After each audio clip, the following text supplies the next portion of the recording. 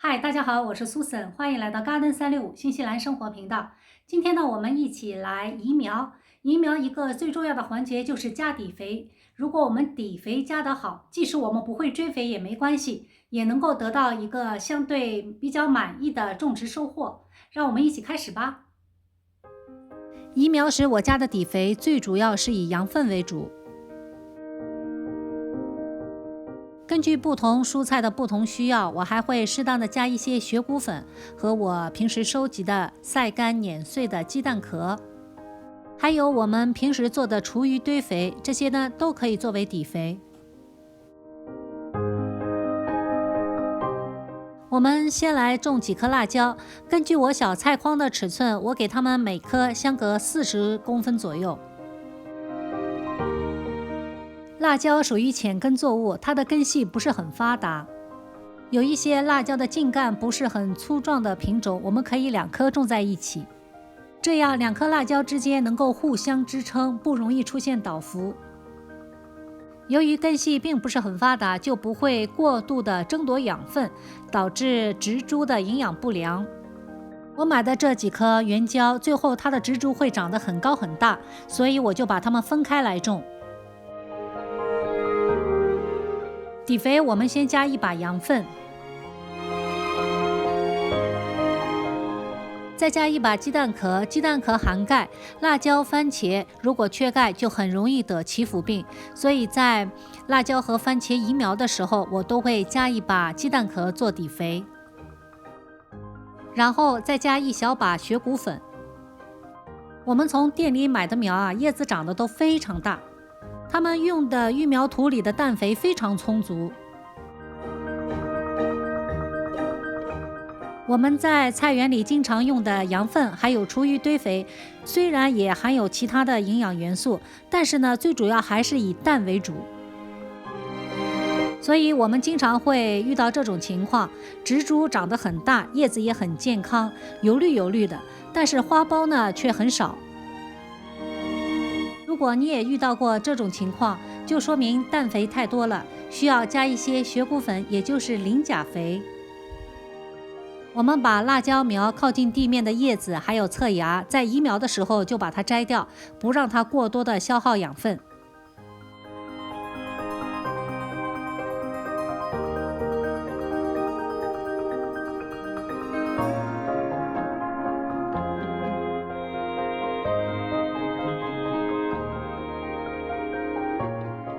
我们用同样的方法把其他的几颗都种好。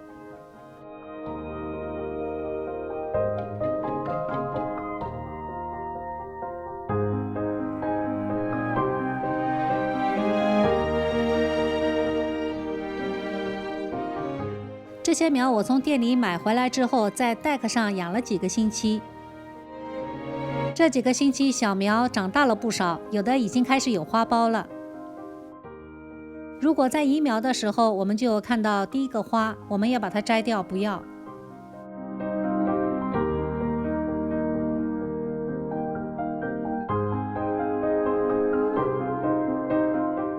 总之，在移苗的时候，我们除了要加好底肥，另外一个要注意的就是要把不健康的叶子，还有靠近地面的叶子和分叉全部摘掉。因为这些不健康的发黄的叶子已经很难再进行光合作用，但是呢又会继续吸收营养，增加缓苗的时间。我们只要摘除靠近地面的叶子和分叉，杆子上面的叶子还是要留着的。因为新根的生长还是需要这些叶子的，我们不要太早把它们都打掉。越是根系不发达的作物，我们在前期，也就是刚刚移好苗，我们所有的重点呢都是在它长新根上。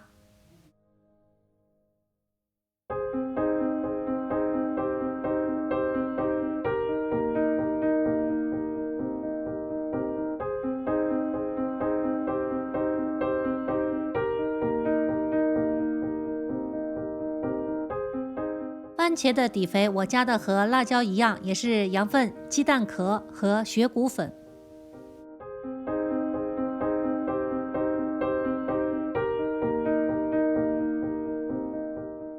番茄苗也已经长得很大，准备开始开花了。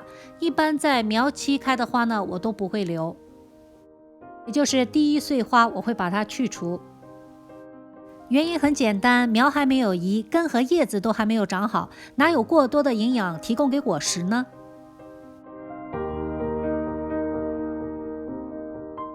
同样，我们也把下面这些侧芽尽量摘得干净点。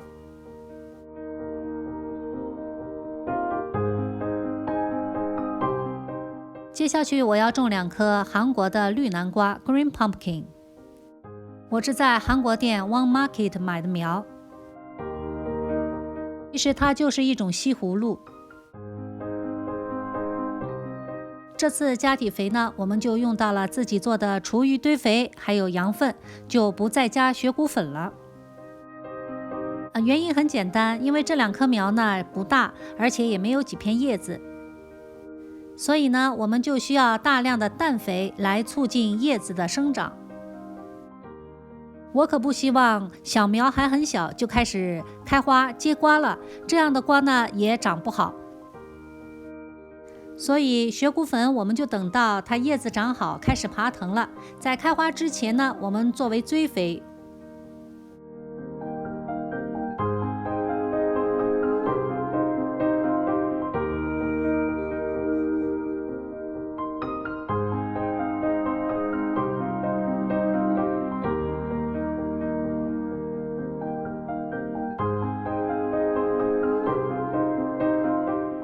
刚移好苗的2-3天内，如果太阳太晒，我们一定要给它遮阳，要不然小苗很容易被晒死。